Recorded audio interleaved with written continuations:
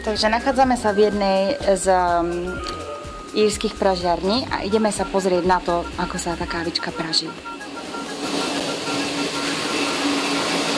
Takže kávička prichádza vo vreciach takýchto. A keď príde, tak je zelená. Máme tu nejakú kávu. A áno, potom sa dáva do takejto pražiarne, čiže odtiaľ zelené zrniečka idú tam, tu sa praží v obrovskej peci a keď je hotová a vypražená, pražér ju stále kontroluje podľa toho, aký stupeň praženia chce mať a potom ju bude chladiť. Chladená bude vzduchom, že by vlastne si udržala všetku arómu. Môžete aj počuť, ako krásne praska. A potom pôjde cez distóner. To znamená, že sa vyberú z kávičky všetky zrniečka, ktoré tam nepatria a nemali by byť, že by tá kávička bola kvalitná. A potom sa bude storovať, alebo dá sa do obrovských týchto, kde sa potom bude pariť dusáčkou. Takže počkáme si ešte chvíľočku, lebo teraz to bude akurát, za minútku ju budeme musieť vyprážiť. Zatiaľ si môžeme povedať o kávičke. Kávička prichádza z iných kútov sveta. Tu máme jednu najdrahšiu kávu na svete, ktorá sa volá Kopi Luwak.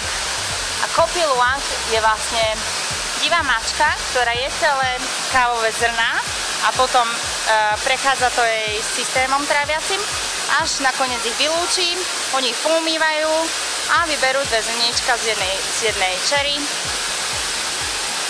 Potom sa to samozrejme posiela do týchto pražiarní a tu sa to praží.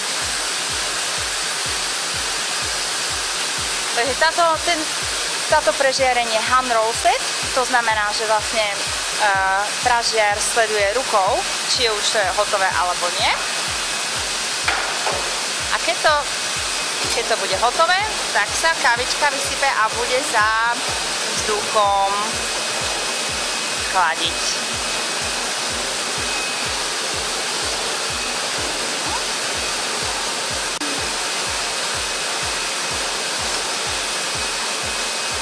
Keby ste tu boli, ako krásne to tu vonia.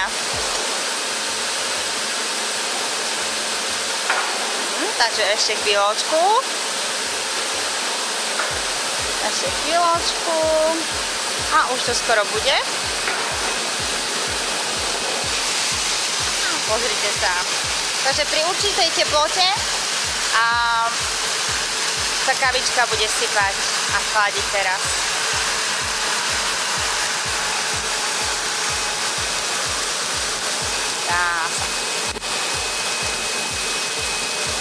Takže teraz môžeme počuť, ako tá kávička praská. Tým, že sa chladí. Toto je asi druhý stupeň praženia, keď sa tak na to pozerám. Keďže máme 3 stupne praženia, prvý je light roast, to je ten taký najsvetlejší, tento je medium, to je taký medzi, a potom je dark roast, to je taký čierny taký prepražený stupeň. A tá kávička je potom viac čierna, má viac oleja a dáva takú viac smoky taste, ako my tomu hovoríme. Čiže takú trošičku viac prepálenú chuť. Ale zase je to na každom, komu aká kávička chutí.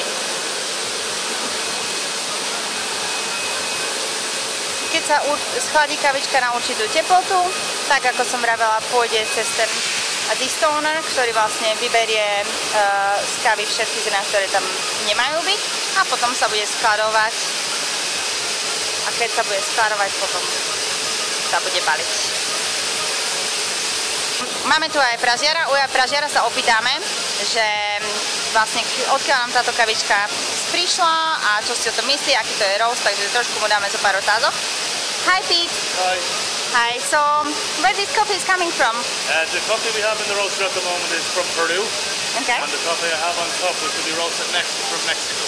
Okay, so that's your new blend, yeah? Or No, are you this using is that? This is our Blue Air, Okay, our perfect. most popular blend. And what kind of roast profile is it? Is that a medium roast or? It will be a medium to dark roast with dark chocolates, caramels, and it's a nice fruity roast as well. And it's our organic coffee. Okay. A lot of people tend to like it. Okay, perfect. Thank you. Very well.